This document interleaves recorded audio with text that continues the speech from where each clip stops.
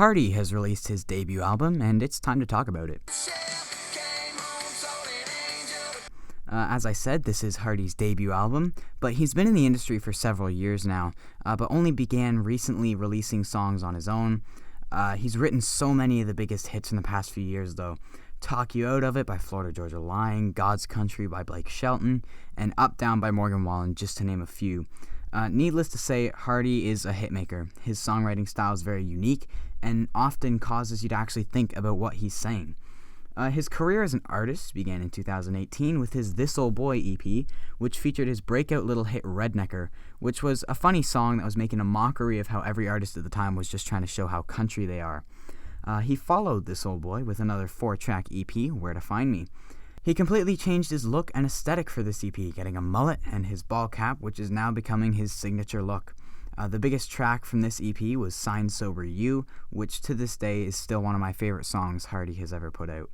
Later in 2019, Hardy released Hixtape Volume 1, which I thought had some great songs, including what is currently his most popular song, One Beer, featuring Lauren Elena and Devin Dawson.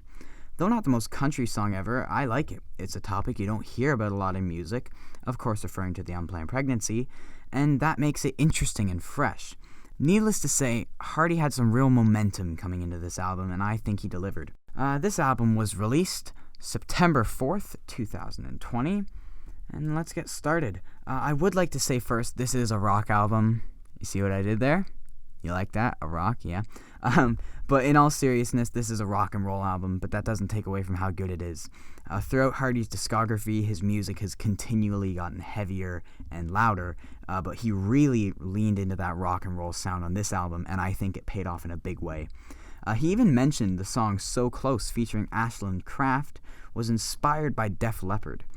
He announced this album along with the track Give Heaven Some Hell, which I think is one of the best songs on here. That song was followed by Boyfriend, where I just admired Hardy's ability to take a sentence and flip it on its head, completely altering the meaning. I began getting concerned for this album upon the first listen of Truck, but after the full album was released and hearing it a few times, I really warmed up to that song.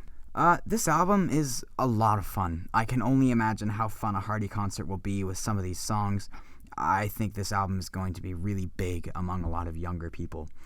There's tracks on here like Unapologetically Country, which is similar to what a lot of 2019 music was, Hardy arguing his case of why he's country, but he just does it in a significantly more interesting way than most, which is why it avoids that dull and unoriginal feel. Despite the bridge, if you can call it a bridge, I think Where Ya At is going to be a smash hit live. The upbeat, fast nature of the song has an undeniable groove. The guitar dominates this song, especially after the second chorus, which includes a Brad Paisley-esque solo before the bridge. I'm normally not a fan of when artists are talking more than singing, but it just works in this case, and I think that's a lot of this record. Things I'm not normally huge on that Hardy just pulls off. I also really enjoyed So Close. I thought making it a duet with a voice as raw and bold as Ashland Craft worked out great. I love the haunting acoustic guitar in the intro, and also the harmonies the two have during the chorus is captivating. Especially when Ashland Craft takes the lead in the second chorus, I find it an interesting but clever move to have her voice singing the harmony line. If you listen to the first chorus, Hardy's actually singing the same melody in both choruses, and Ashland is singing the harmonizing melody, but while on lead. I love how that turned out. It creates a real tension between their voices, and it really adds some flair to the track. I really enjoyed the track Ain't a Bad Day. I think the song has one of the strongest hooks on the whole record. I love the melody lines of Man, I Had It Made and I Threw It All Away. But I think the real highlight that may go unnoticed on this track is when the guitar walks up the bass line at the start of the chorus. It's most noticeable in the final chorus when it's acoustic, and that walk-up accompanied with the drums acts as a bridge to reintroduce the heavy instrumentation. I think it really throws a curveball in the rhythm, and it surely grabbed my attention. There's so much good to talk about here, but I think by far my favorite song without a doubt is the title track, A Rock. I just admire the songwriting. I love how Hardy takes an inanimate object as simple as a rock and is able to use it to encapsulate the story of an entire life. The rock in this song is symbolic in so many ways. In the first verse, it symbolizes innocence, how this kid is so oblivious to how corrupt the world is, but all he cares about is how far he can skip a rock. In the second verse, it symbolizes pain. I'm fairly certain in saying this is referring to the saying of a drink on the rocks, and the rock is symbolic of using alcohol to numb the pain of a breakup. In the third verse, it symbolizes love, obviously the rock being a diamond for a ring to propose with. The fourth verse, the rock is a tombstone, and obviously the final verse, if you consider it a verse, is calling the earth one big rock, saying we're all just living life on a rock. And just to quickly point out, I think the fact it's more stripped back instrumentally makes it stand out amongst the rest of the track list. The majority of these songs are big and loud with heavy drums and guitar, where this one is much quieter, simpler, and Hardy spends the entire song in his lower to mid register, which just makes it stand out.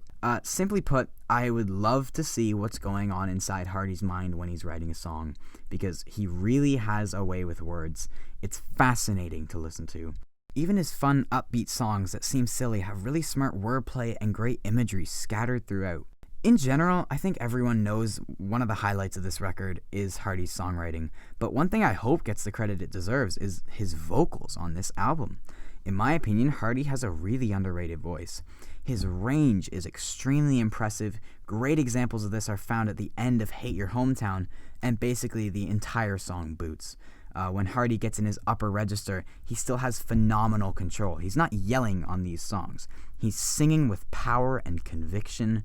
If you look at the end of the second chorus of Boots, he does this little run of notes, showing he's still in complete control of his voice while in that upper register. And a lot of artists can't do that. Also, his ability to hold a note, which can be seen in numerous locations, is also really impressive. The length he holds it, the pitch he's holding it at, and the power he's using requires so much air. So the fact he's able to hit those notes without either of those three things fading is very impressive. Again, though this record is officially a country album, I would classify it as rock. There's just not much country here, but I wouldn't change that. I think quieter or more country versions of these songs wouldn't have the same impact.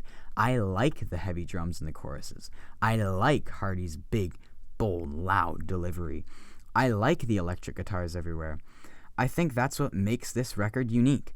I can confirm driving with this album playing really puts you in a mood. You just feel like a boss. Of course, I'm in a tiny town. I don't think this record would have the same feel if I was stuck in a traffic jam, but that's beside the point. I'm trying to think of negative points on this album, but there just aren't many for me. I mean, for crying out loud, even the cover is fantastic. It's simple, but you can identify it from a mile off. It's black and bright teal with Hardy's face, simple to recognize and stands out.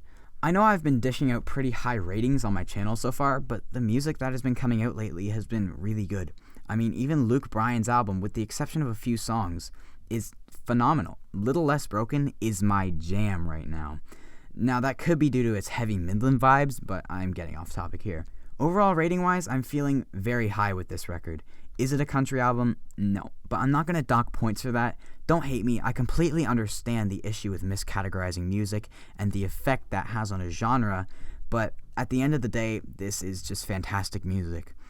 I'm going to give this album a 9. I have a feeling that will spark some debate, but by all means, please comment down below what you thought. I'd love to have a discussion about this album. I'm simply put fascinated by this album and Hardy as a whole. So yeah, that's my review of A Rock by Hardy. Comment below what you thought, drop a like, subscribe for more content, and yeah, have a great day.